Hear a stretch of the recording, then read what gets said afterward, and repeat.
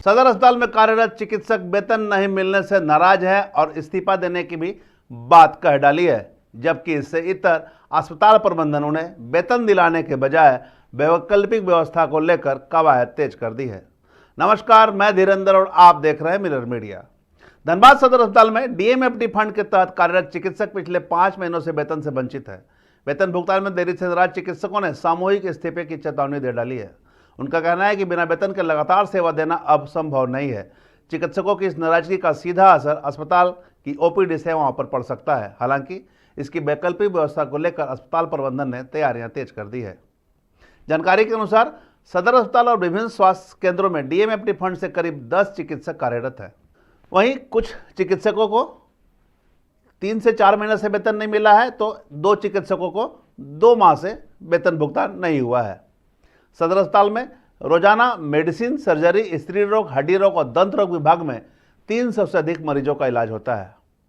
इधर पूरे मामले पर सिविल सर्जन आलोक विश्वकर्मा ने कहा कि कोरोना काल में डीएमएफटी फंड से चिकित्सकों की नियुक्ति की गई थी, लेकिन अब डीएमएफटी का वित्तीय बोझ काफी बढ़ चुका है। ऐसे में चरणबद्ध तरीके से इन चिकित्सकों को हटाकर नियमित डॉक्टर से ही सेवाएं ली जाएगी, ताकि मरीजों को किसी प्रकार की परेशानी ना हो। अभी का अपॉइंटमेंट उस समय जो हुआ था डीएमएफटी के थ्रू हुआ था, और डीएमएफटी एक ऐसा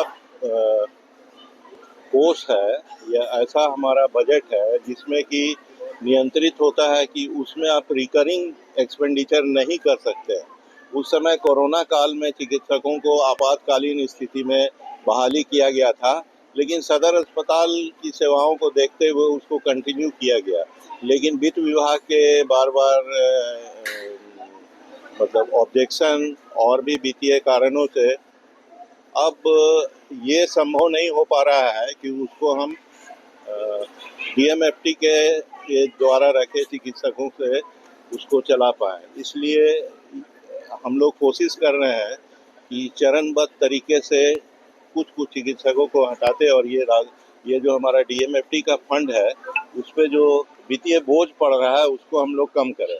इससे वन टाइम एक्सपेंडिचर का है, कहीं स्कूल बनाना हुआ, कहीं अस्पताल बनाना हुआ, कहीं आपको इंस्ट्रूमेंट वगैरह खरीदने का जो है वो वन टाइम एक्सपेंडिचर का है, लेकिन रिकरेंट एक्सपेंडिचर इसमें हम नहीं कर सकते थे। इसके वित्तीय निर्देश में ही ये अंकित किया हुआ है, इसलिए ये संभव नहीं हो पा रहा है कि इसको हम लोग कंटिन्यू। लेकिन इसकी वैकल्पिक व्यवस्था हम लोगों के पास है कि आयुष्मान हमारे पास अभी है।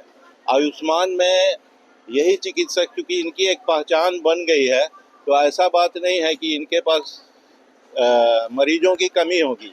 ये चिकित्सक चाहेंगे तो यहाँ अपनी सेवा को कंटिन्यू करते हुए आयुष्मान से अभी तो निर्धारित राशि इनको मिलता है, उसमें अपरिमित स्कोप है। चाहे तो वो 4 लाख तक कमा सकते हैं और उससे भी ज्यादा कमा सकते हैं। तो अभी लोग बोले अगर कोई इस्तीफा देते हैं सर, हाँ, तो कितना नुकसान होगा, उसका क्या वैकल्पिक व्यवस्था? नहीं, उसकी वैकल्पिक व्यवस्था हमारे जो राज्य द्वारा जो नियमित चिकित्सक है उनसे ही चलाने का निर्देश है और उन्हीं से हम चलाएंगे।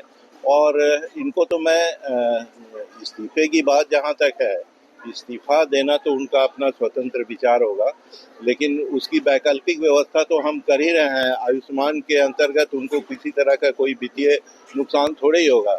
अगर वो काम करेंगे तो आयुष्मान के अंतर्गत करेंगे। चिकित्सक हैं जिनको नहीं मिल पा रहा है?